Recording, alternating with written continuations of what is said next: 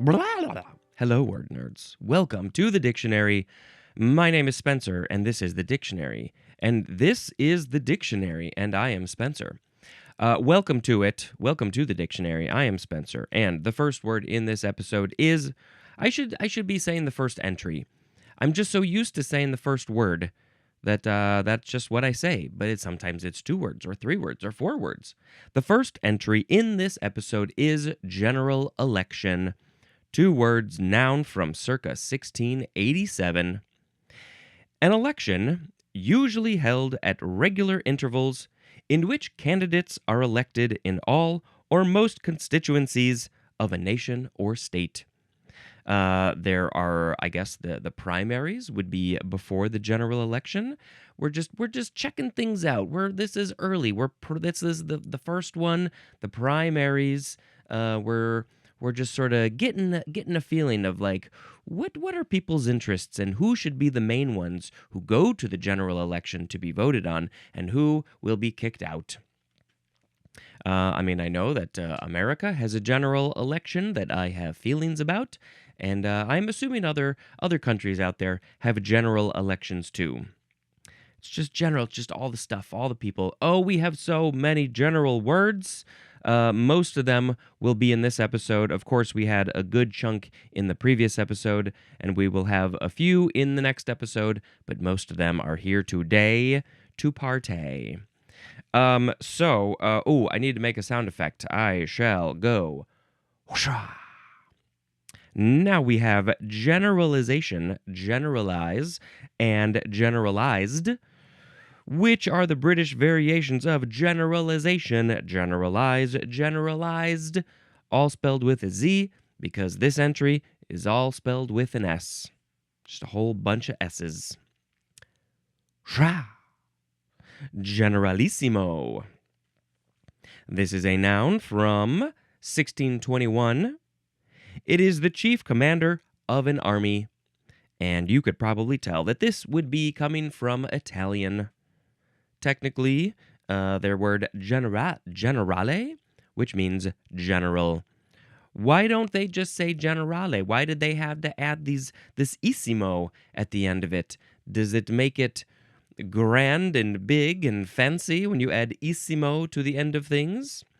My name is Spencerissimo. That's my new name now. That's what I'm going as. Now we have generalist.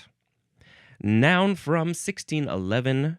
It is one whose skills, interests, or habits are varied or unspecialized.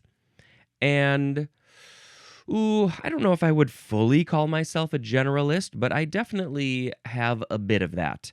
Oh man, you can see some things in my video. What is this right here?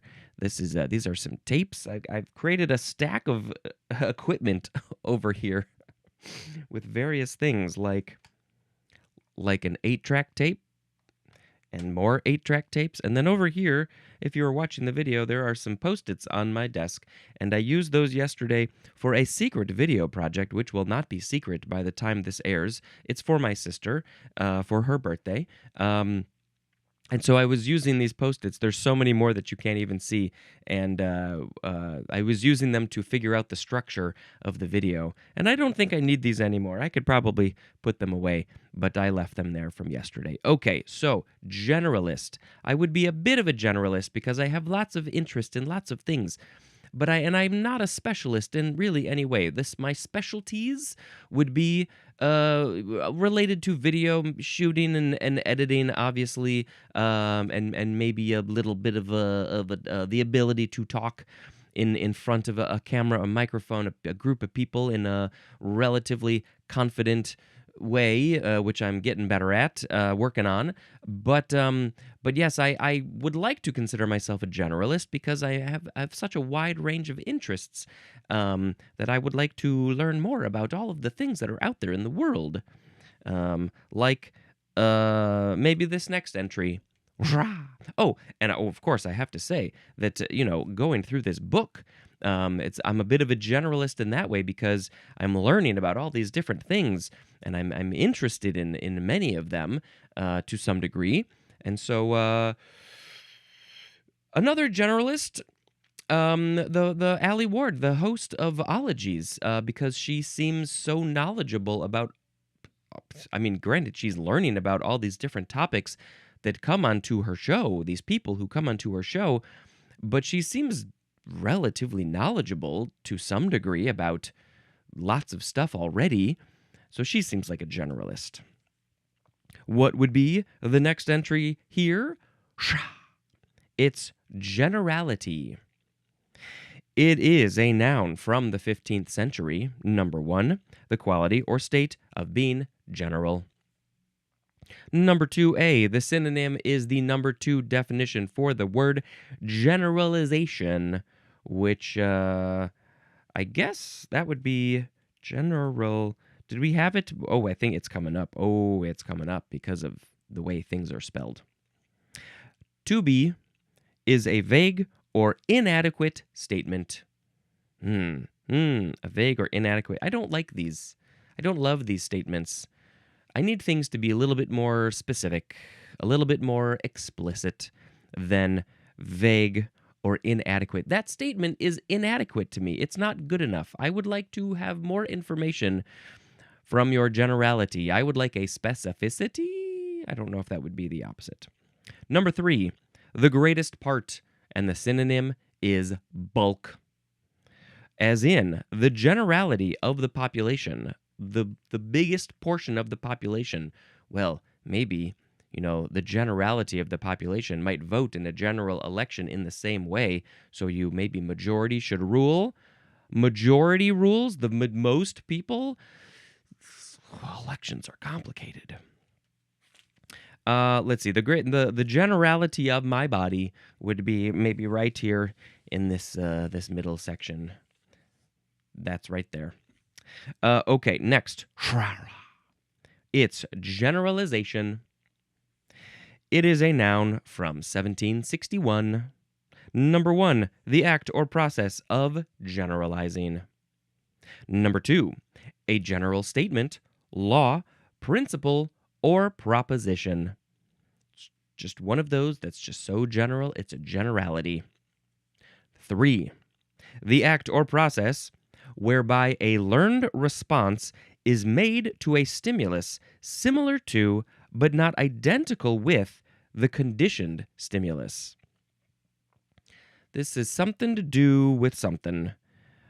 The act or process whereby a learned response is made to a stimulus similar to, but not identical with, the conditioned stimulus. Something to do with, I don't know what. Let's see. Let's look up. What are we looking up? We're looking up. Gotta find my general letters. Generalization. That's what we are looking up. And then, psychology. That's one of the things that, I wanted to look up stimulus, not stimulus. Here we go. Let's look up what this is exactly. What is stimulus generalization in psychology? Yes, okay. It's a learning process where a response learned for a specific stimulus is triggered by similar but different stimuli, essentially transferring the learned behavior to new contexts without extra training. For example, yes, thank you. I need an example. If you learn to fear a white rat due to conditioning, like you see a lot of white rats and they're doing bad stuff to you, that would make you fear them. Then you might then fear other furry white things like a rabbit or a Santa Claus beard, demonstrating the broadening of that fear to similar looking stimuli. Okay, so let's read the definition again. The act or process whereby a learned response, fearing white rats, is made to a stimulus similar to but not identical with the conditioned stimulus. So you are conditioned to fear them, and then maybe you're like, there's these other things like a Santa Claus beard that's really similar, and I'm scared. Okay, so that's what it is. Let's see. Fearing all dogs after being bitten by one specific breed. That makes sense. Craving snacks from any brightly colored bag like Cheetos or Skittles after enjoying one specific type. Capitalism, they know how to make us want stuff. Social learning. Trusting new people who look vaguely like a trustworthy friend from your past. There's so many levels to this. Okay, so that is all generalization. I feel like old dictionaries would put in some context, like number 3, it would say psychology. Like this big book back here from the 40s, I think that had that. So I think we're missing that, but there's so many words to cram in, and they're like, we don't want to make books that big. We got to shrink them down as much as possible. But I want the context. Okay, next. Generalize. It's a verb from circa 1751, starting with transitive. Number 1, to give a general form to. Number 2a, to derive or induce from particulars. So you are figuring out a thing, pulling out information, deriving some information from some specific information. We have an example. A general conception or principle. So you're deriving or inducing a general conception or principle from some particulars. We're going to get more into this, I think. To be. To draw a general conclusion from. So again, here's some information. I'm just going to draw a conclusion from that, and it's going to be very general. And let's see how well, it's making me think of stereotypes. They are generalizations, like the general statement, law, principle. So it's like you are taking the maybe the average or the norm or whatever of maybe a specific group of people, and then you are creating a generalization. You are generalizing some information about these people based on some information. And the generalization could be broadly correct for that group of people, but it's not a great way because it's not great because there are so many people who don't fit that generalization, or so many individuals from that group. And so you can't make these blanket statements. It depends on the context, of course, of what your conversation is. But I think it's you got to recognize, okay, I'm making a generalization here for the purpose of our conversation. But can't take them too far, I don't think.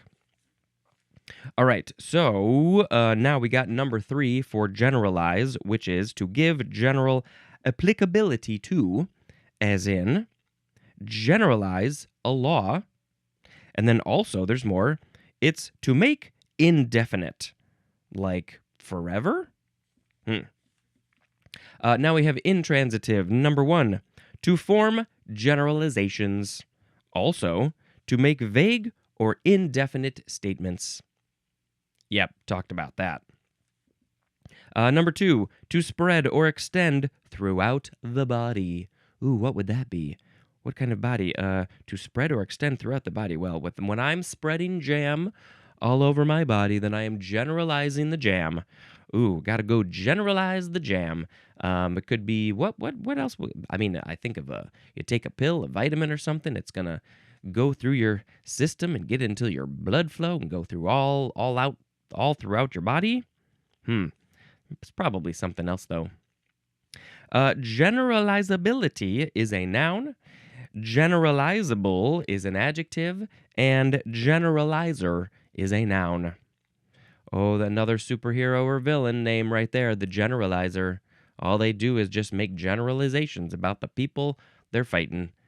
And it doesn't seem to probably be very helpful, I don't think. Generalized with a D. Adjective from 1813. Made general, especially, not highly differentiated biologically, nor strictly adapted to a particular environment. Generalized. So this makes me think of not highly differentiated biologically, nor strictly adapted to a particular environment. Yeah, this makes me think of animals, that maybe some animals, they don't require a very particular environment, like very hot or cold, or humid or dry, etc., etc. And so they're those animals are just generalized. They can just kind of live in lots of different places, and I think that that is very good. I'm very happy for them. Generally, that is next. By the way, I think all of these are given either a certain amount of syllables or one more or less than that syllable. So we've got generally, generally, generally. Yeah, all of these general words can be broken up into different syllables. Anyway, this is an adverb from the 14th century. In a general manner, as a, in disregard of specific instances and with regard to an overall picture, as in, generally speaking, these people are great. Generally speaking, humans are good, I think. Generally speaking, humans are average size. Okay, but also we got be. It means as a rule. And the synonym is the word usually.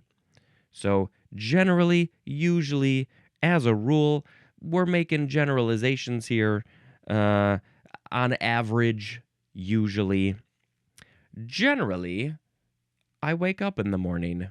Usually, I wake up in the morning. Now we have general officer. Noun from 1681. Any of the officers in the Army, Air Force, or Marine Corps above colonel. It says compare to company officer, field officer, or flag officer.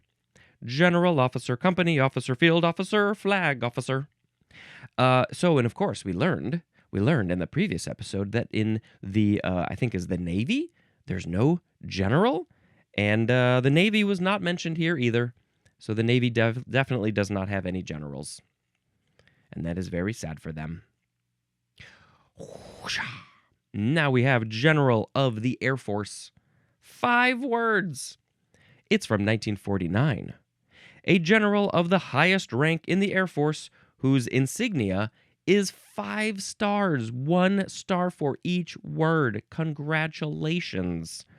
But if we go back to general, the one in the military, the militarily section, didn't they have 4 stars? Here it is, 4 stars. So, the general of the Air Force has 5 stars? What's going on there? Hey, look at this. We got General of the Army, 1945. A general of the highest rank in the Army whose insignia is 5 stars. What is going on? Don't you just say, I'm a general? When you put the rest of the words at the end of the Air Force of the Army, you get an extra star? I'm very confused by this. Now we have General Paresis. I don't know if that's exactly how you say that word. Paresis. Noun from 1874. This is insanity caused by syphilitic alteration of the brain that leads to dementia and paralysis. It is called also general paralysis of the insane. Oh my gosh, did I go almost to the exact correct page? Oh, I got very close.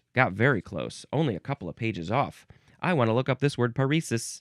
Literally, I was like two or three pages off. Paresis, that is how you pronounce it. You can also pronounce it parasis. Parasis or paresis. Yes, it has to do with paralysis. Oh, okay. So, general paresis. General paralysis. You can replace that word probably. Generally,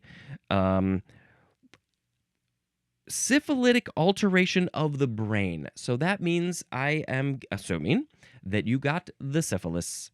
Didn't what's the guy's name that I can always never remember? With the glasses and the inventor and the kite and the string and I want to say Bill something. Benjamin Franklin. I don't know the B, I guess. Benjamin, Bill, whatever. My brain just goes to Bill. But didn't he have some of the syphilis? And so it gets into the blood system and it goes up to your brain and it leads to dementia and paralysis and I guess we can say insanity? Okay, well, I sure hope I don't ever have the general paresis. I will take measures to avoid that fully. Ugh. Now we have general partner, noun from 1822. It is a partner whose liability for partnership, debts, and obligations is unlimited. What? Your liability. So, this seems like a legal business term that I guess if you get into a general partnership, then there's no limitations. Like if there's problems, you're responsible because you're a general partner. Maybe? Okay. General practitioner is next. Noun from 1810. A physician or veterinarian whose practice is not limited to a specialty. Broadly, the synonym is generalist, and I think that instead of broadly, they could also use generally. Generally, the synonym generalist, because they have knowledge of all the different types of things. If it's your human doctor, they know so much about the human body and mind. That's a big part of it is too. Your emotions, your mental states, all those things. So they know a lot, but they don't have a specialty. They send you to a specialist. They say, hey, there's something funky going on with your elbow. I'm going to send you to an elbow specialist, an elbowist. I'm a generalist. They're an elbowist. You must go to the elbowist. There's many, many across the whole world. They have big, big offices because people love going to see their elbowists. Next, we have general purpose. 2 words with a hyphen, adjective from 1894. Suitable to be used for 2 or more basic purposes. General purpose. Oh, what's a general purpose thing? Ooh, I feel like there's a lot of like. Would you call Windex general purpose? There was that movie, My Big Fat Greek Wedding. General purpose, and I want to not put the purpose. What is general purpose? I want examples. Include the railroad, interchangeable parts, electronics, material handling, mechanization, the automobile, the computer, the internet, medicine, artificial intelligence. Those things are all general purpose technologies, I guess. I want to look up this in a different way. Yes, the internet would be general purpose because examples of general purpose, just things. I'm just going to put things at the end of this. Because the internet is general purpose because it is suitable for 2 or more purposes. You can use it for maybe 3 things. That's about it. Let's see. General purpose things are versatile items used for many tasks, ranging from everyday objects like computers, phones, keys, clothes. Your keys. You can use them to unlock doors. You can also use them to open boxes. I do that. I use a key that I don't use anymore for anything else. Clothes. Clothes are general purpose. You can use them to put on your body. You can use them to sop up spills. Yeah, okay, that's pretty good. Moving on to general quarters. I have these quarters. They're 25 cents each, but maybe I can use them for 20 cents too. They're general. Noun from 1850. They are a condition of maximum readiness for a warship for action. Of a warship for action. Wait, what? What are you saying? General quarters is a condition of maximum readiness of a warship for action. Well, they're talking about all the people on the warship need to be ready. Get to your general quarters. And so does now. I think of quarters as being where you are staying, you're sleeping, but does it mean your battle station? The condition of maximum, or are they being like, hey, go to your quarters, but when we call out general quarters, be ready to go because there might be something happening, but try to get some sleep, but also you gotta hop up and be ready to go and slide down those stairs so you go real fast, so you're holding on to the railings but you're not going down the stairs, so you the utmost speed. It's like a slide. Now we have general relativity. Oh my god. This is we're not talking about this because it is a noun from 1916. Thank you, Mr. Einstein. The synonym is the 3B definition for the word relativity. That's way in the R's, obviously. I will put a link in the show notes for general relativity. This is a thing. It's a big, big thing, and you can learn all about it.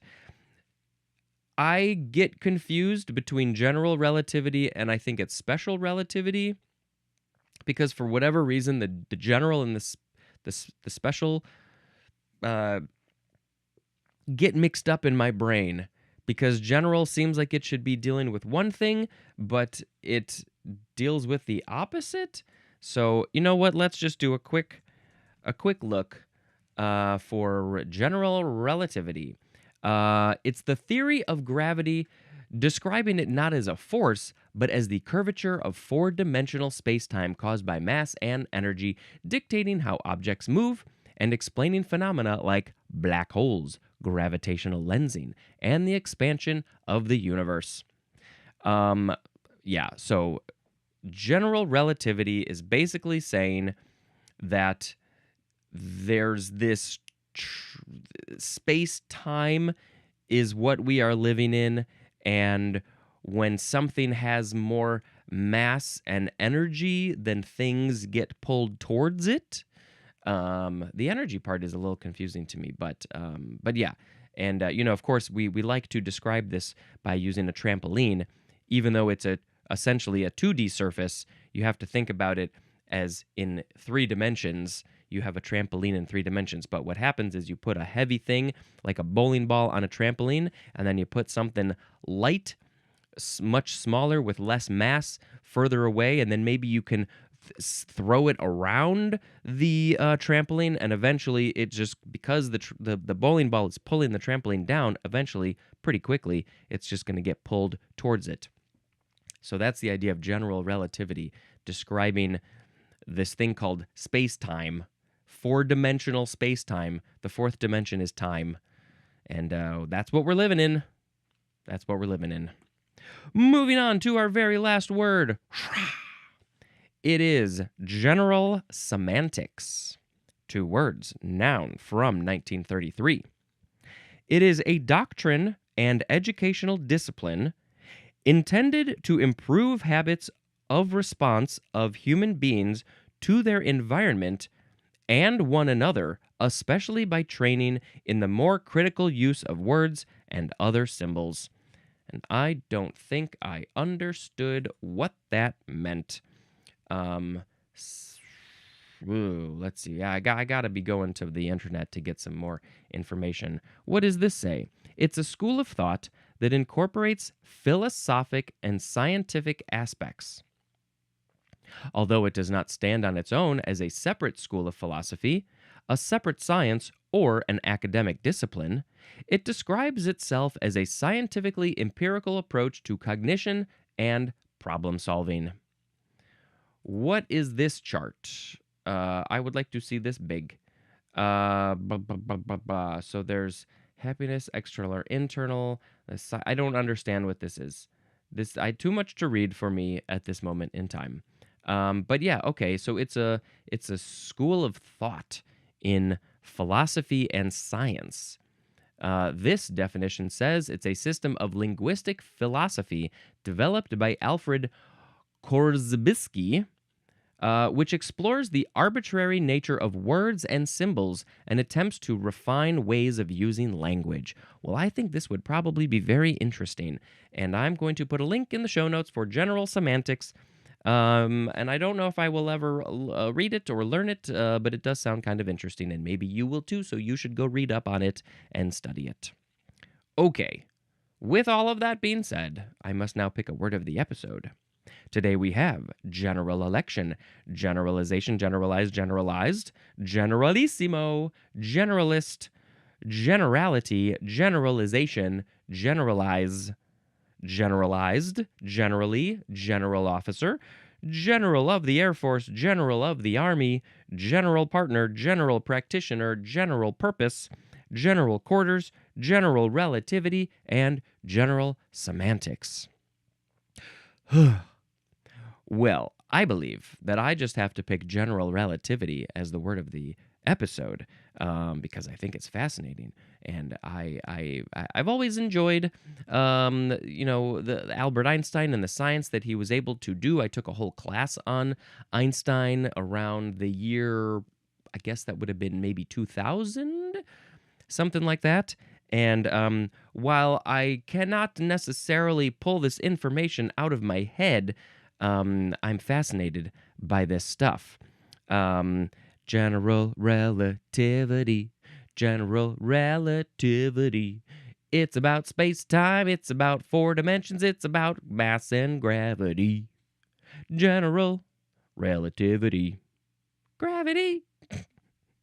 Oh yeah, that was fun. All right, let's talk about another movie. I do have to pull up my list. I did not do that beforehand like I usually do. And let's just scroll. Let's go to the list of 2025 movies that I saw because I'm still on that list and go all the way down to the bottom. What is this movie? Oh, yes. This movie is called Boys Go to Jupiter, and I saw this on a plane. It is animated, and I think I picked it because it said that it maybe deals with some sort of adult situations, and I was like, oh, animated adult situations, I am okay with that. And never heard of it before, and it's weird. If you like weird, then you might like this, and I enjoyed it. There was a whole thing about oranges, I think, and the style was interesting, and the characters were funny, and yeah. Boys Go to Jupiter? Did they go to Jupiter? I don't know if I understand the title. That's okay. Anyway, it was a fun, weird movie. Okay, that's it. Oh, hey, congratulations again. Every time, congratulations. All right, this is the end. Thank you so much for checking out the show. Write a review, comment, share, watch this on YouTube, join the Patreon for only $1 a month to get early episodes, buy some merchandise, follow me on social media, call the Google Voice number, all those things that's in the show notes. This has been Spencer, dispensing information. Goodbye.